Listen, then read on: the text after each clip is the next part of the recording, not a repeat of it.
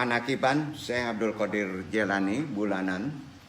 Mankobah yang kita baca bab 51, 52, 53, 54. Ada ijazah dari Syekh Abdul Qadir Jailani, silahkan diamalkan, nanti Antum jelaskan. Dan kalau beliau memberi ijazah insya Allah makbul ya.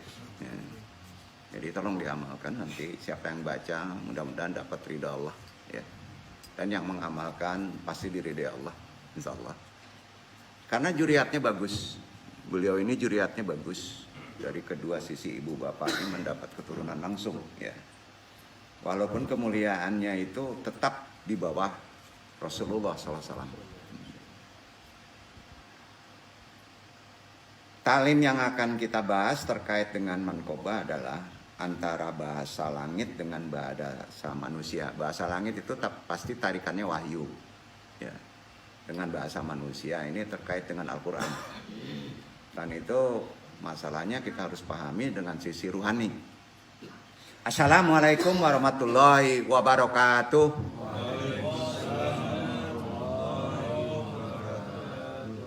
Jazakumullah khairan katsira.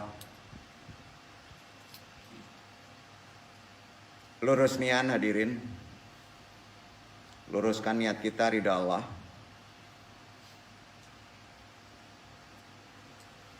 A'udzubillahi minasyaitonirrajim. Bismillahirrahmanirrahim.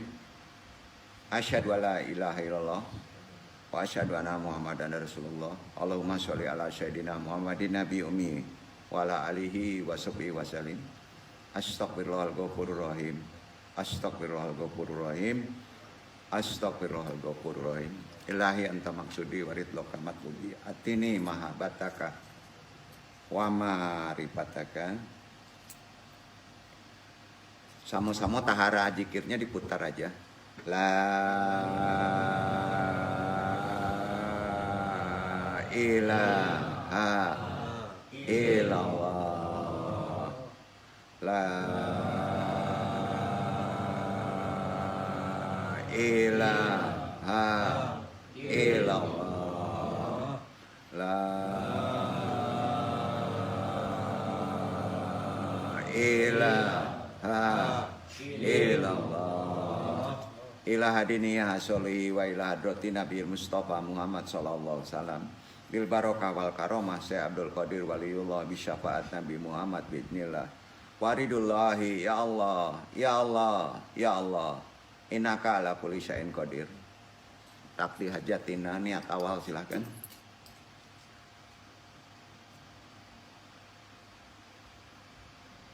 Wabil khusus ila ruhi juriyatihi wa khususon illa ruhi muslimin wal muslimat. Al-Fatihah. A'udzu billahi minasyaitonir rajim. Bismillahirrahmanirrahim. Alhamdulillahirabbil alamin. Ar-Rahmanir Rahim. Maliki yaumiddin.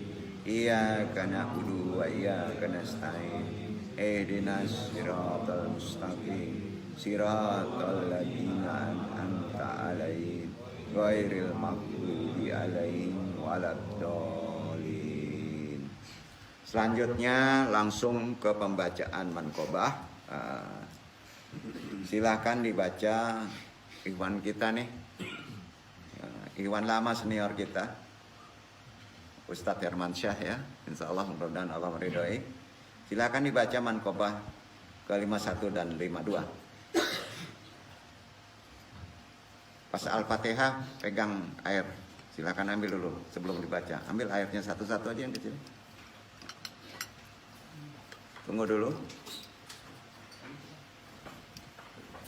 Nah, itu untuk person ya. Untuk person masing-masing ya. Dibagikan yang belakang juga.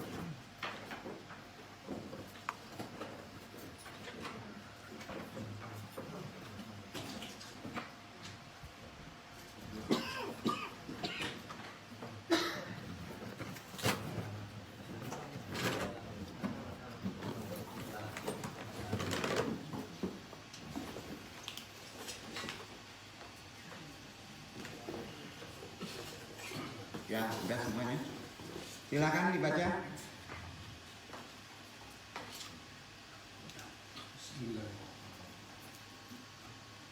Manqobah ke-51, wasiat Syekh Abdul Qadir kepada putranya Abdul Razak. Syekh Abdul Qadir telah berwasiat kepada putranya yang bernama Abdul Razak. Beberapa wasiatnya diantaranya: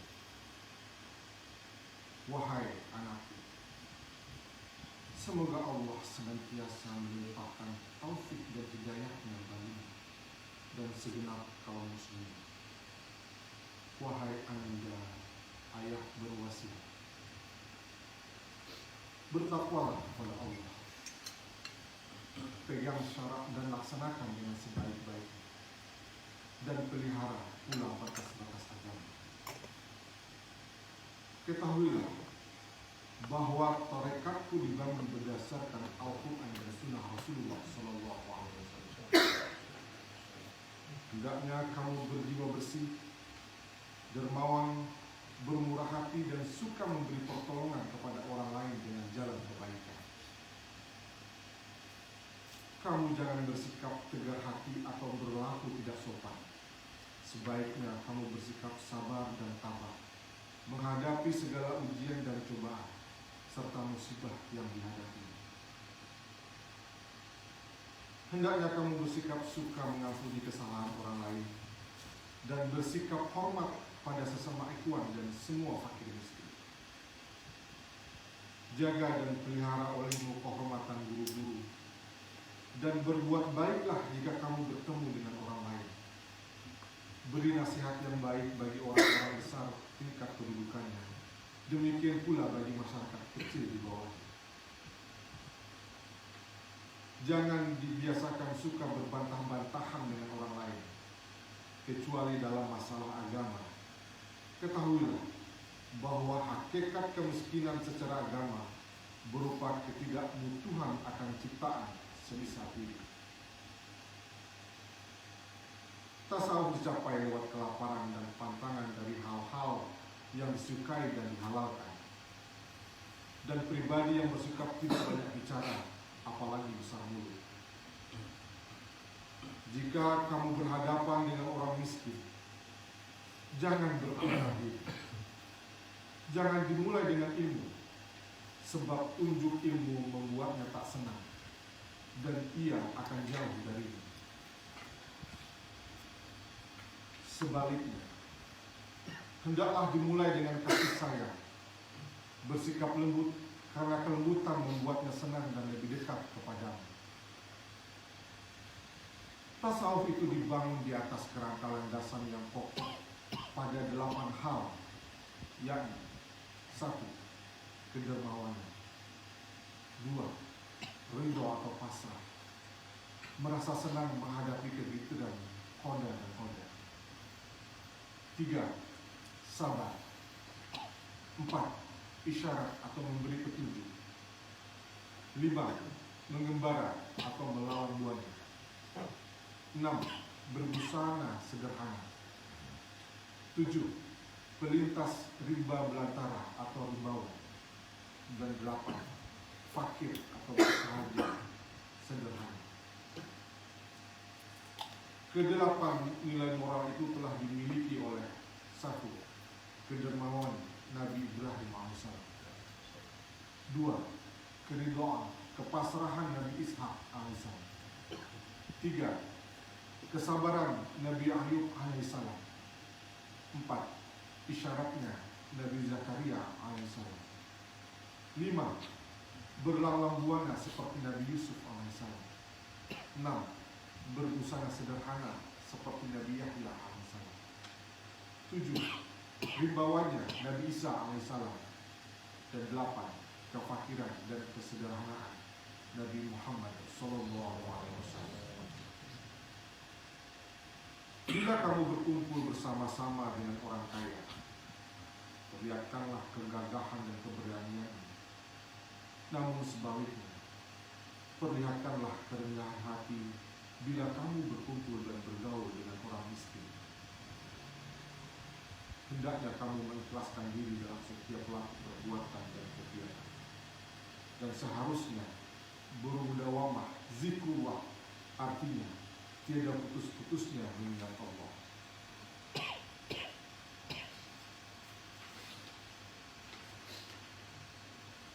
Kamu jangan berprasangka buruk kepada Allah dalam segala situasi dan kondisi apapun. Demikian pula harus berserah diri kepada Allah dalam segala tindak perbuatan. Jangan menggantungkan diri kepada orang lain. Percayalah kepada kemampuan dirimu sendiri, baik terhadap keluarga maupun teman sejawat. Layani dan selalu perhatikan para fakir miskin, terutama dalam 3 hal yakni: pertama, bersikap tawadhu merendah diri; kedua, berbudi pekerti yang baik dan mulia; dan ketiga, kebeningan hati dan mengekang hawa nafsu agar kelak kamu menjadi hidup. Perhatikan olehmu bahwa yang paling dekat kepada Allah ialah orang yang berbudi pekerti yang luhur, dan amal yang paling utama ialah memelihara hati dari melirik kepada yang lain selain hanya kepada Allah saja. Bila kamu bergaul bersama orang miskin, berwasiatlah dengan jalan kebenaran dan kesabaran. Tentang masalah dunia, kiranya cukup bagimu 2 hal. Pertama, bergaul dengan orang miskin. Kedua, menghormati wali. Selain daripada Allah, segala sesuatu jangan dipandang cukup. Menyerah di bawahmu adalah penipu. Berlagak gagah terhadap sesama adalah lemah. Dan berlaku sombong kepada orang yang lebih tinggi kedudukannya menunjukkan ketidaksopanan. Ketahuilah bahwa tasawuf dan fakir merupakan duit tunggal kebenaran yang hakiki, bukan bercanda atau main-main. Oleh karena itu, jangan dicampur dengan canda. Sekianlah wasiat ayah handa padamu. Semoga Allah senantiasa melimpahkan taufik dan hidayahnya padamu dan pada murid-muridku atau siapapun yang mendengar wasiat yang disampaikan ini. Semoga dapat mengamalkannya dengan diiringi keagungan dan syafaat junjungan kita Nabi Muhammad SAW. Amin ya rabbal alamin. Adalah kekaromahan Tuan Syekh. Semoga Allah mencurahkan keridhaan kepada beliau. Al-Fatihah.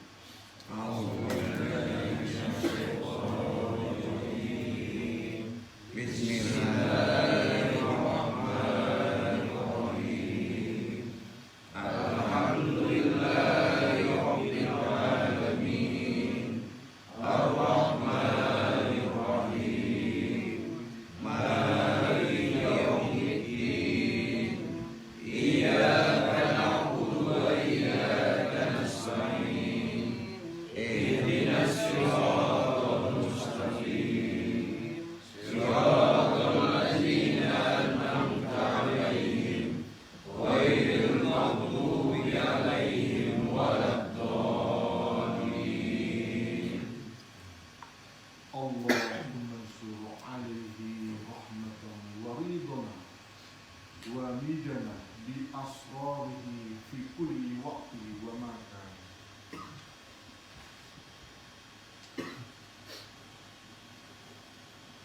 Manqobah ke-52. Praktek sholat hajat dan tawassul kepada Syekh Abdul Qadir. Dalam kitab Bahjatul Asrar, Syekh Abdul Qadir Jailani menerangkan, barang siapa yang bertawassul minta pertolongan kepadaku dalam kesusahan hidup, akan dihilangkan kesusahan itu. Barang siapa memanggil namaku dalam kesulitan, akan diberi kegembiraan. Dan barang siapa yang bertawassul kepadaku untuk keperluan hidup, akan dihasilkan maksudnya. Barang siapa yang sholat sunat hajat 2 rakaat pada tiap rakaat setelah membaca Fatihah, lalu membaca surat Al-Ikhlas sebanyak 11 kali. Jadi dalam 2 rakaat itu sebanyak 22 kali surat Al-Ikhlas. Setelah mengucapkan salam terakhir, lalu bersujud dan mengucapkan doa permohonan. 1. Minta diampuni dari segala dosa kesalahan. 2. Mengucapkan rasa terima kasih atas nikmat yang telah diterima. 3. Memohon semoga dihasilkan segala maksud atau cita-cita yang baik. Setelah usai berdoa, lalu berdiri menghadap ke kota Baghdad, dan dari kita menghadap ke arah barat daya. Lalu langkahkan kaki selangkah-selangkah, dan pada setiap langkah disebut maksudnya, dan disebut pula nama Syekh Abdul Qadir Jailani. Insya Allah akan dihasilkan maksudnya. Sedangkan bacaan tiap langkah, langkah ke-1, Ya Syekh Muhyiddin Abdul Qadir Jailani. Langkah kedua, Ya Syaidina Muhyiddin Abdul Qadir Jailani. Langkah ketiga, Ya Maulana Muhyiddin Abdul Qadir Jailani. Langkah keempat, Ya Makduma Muhyiddin Abdul Qadir Jailani. Langkah kelima, Ya Khawajah Muhyiddin Abdul Qadir Jailani. Langkah keenam, Ya Syekh Muhyiddin Abdul Qadir Jailani. Langkah ketujuh, Ya Darisa Muhyiddin Abdul Qadir Jailani. Langkah kedelapan, Ya Qutbah Muhyiddin Abdul Qadir Jailani. Langkah kesembilan, Ya Sultan Muhyiddin Abdul Qadir Jailani. Langkah ke-10, Ya Rawsa Muhyiddin Abdul Qadir Jailani. Langkah 11, Ya Syaidisa Sadati Muhyiddin Abdul Qadir Jailani. Lalu tutup dengan Allahumma lakal kul, wa bikal kul, wa minkal kul, wa ilaikal kul, wa antal kul, wa kul birahmatika ya arhamar rahimin. Kemudian membaca Ya Ubaidullah aghithni bi ismillah, Ya Syaikhas Saqalani aghithni wa ambitni fi qada'an hawali.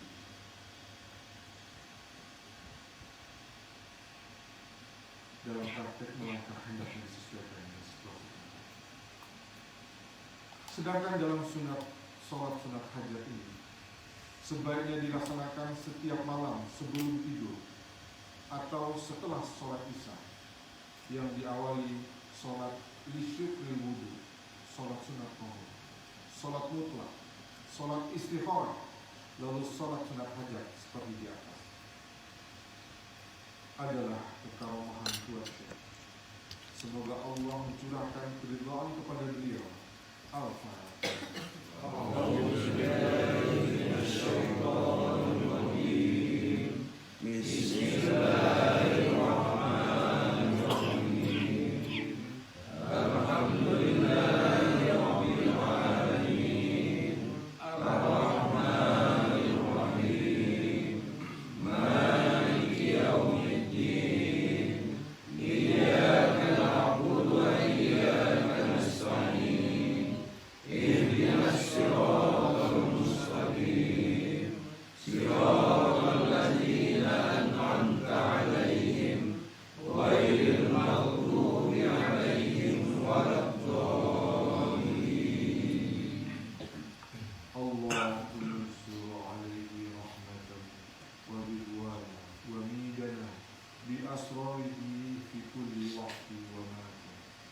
Wassalamualaikum warahmatullahi wabarakatuh.